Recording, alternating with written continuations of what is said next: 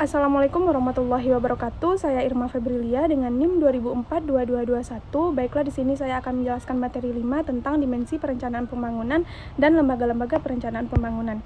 Baiklah, yang pertama yaitu dimensi perencanaan pembangunan. Perencanaan pembangunan dapat diklarifikasikan berdasarkan beberapa dimensi, diantaranya yaitu dimensi pendekatan dan koordinasi, dimensi waktu, dan dimensi penyusunan. Dimensi pendekatan dan koordinasi ini mencakup yang pertama, perencanaan pembangunan makro adalah perencanaan pembangunan nasional dalam skala penyeluruhan. Kedua, perencanaan sektoral adalah perencanaan yang dilakukan pendekatan berdasarkan sektor. Ketiga, perencanaan dengan dimensi pendekatan regional menitik beratkan pada aspek lokasi di mana kegiatan dilakukan.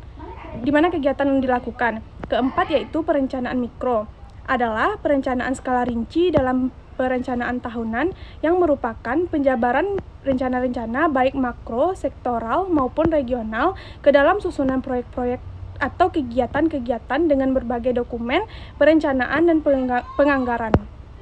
Selanjutnya yaitu dimensi waktu. Perencanaan pembangunan yang didasarkan oleh periode waktu terdiri dari 3 klasifikasi umum. Yang pertama umum, kedua, sementara perencanaan jangka menengah lazim disebut repelita. Oleh karena itu, periodisasinya dalam kurun waktu 5 tahun. Ketiga, perencanaan jangka pendek. Perencanaan jangka pendek sering juga dikenal dengan istilah rencana operasional tahunan yang hanya memiliki kurun waktu 1 tahun. Dimensi arus penyusunan berdasarkan prosesnya. Perencanaan ini dibagi menjadi perencanaan dari bawah ke atas dan perencanaan dari atas ke bawah.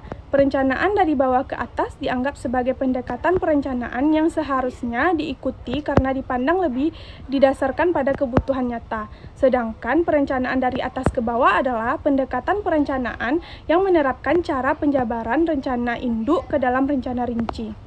Selanjutnya yaitu lembaga-lembaga perencanaan pembangunan. Lembaga-lembaga yang berperan dan terkait dalam penyusunan rencana pembangunan nasional. Yang pertama tentu Presiden. Presiden menyelenggarakan dan bertanggung jawab atas perencanaan pembangunan nasional. Yang kedua, dalam penyelenggaraan perencanaan pembangunan nasional ini, Presiden dibantu oleh Menteri.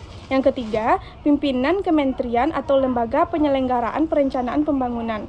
Sesuai dengan tugas dan kewenangannya, Gubernur selaku wakil pemerintah pusat mengkoordinasikan pelaksanaan perencanaan, tugas-tugas dokumentasi, dan tugas-tugas bantuan. Lembaga-lembaga yang berperan dan terkait dalam penyusunan rencana pembangunan nasional, yang pertama yaitu Kepala Daerah, penyelenggaraan dan bertanggung jawab atas perencanaannya.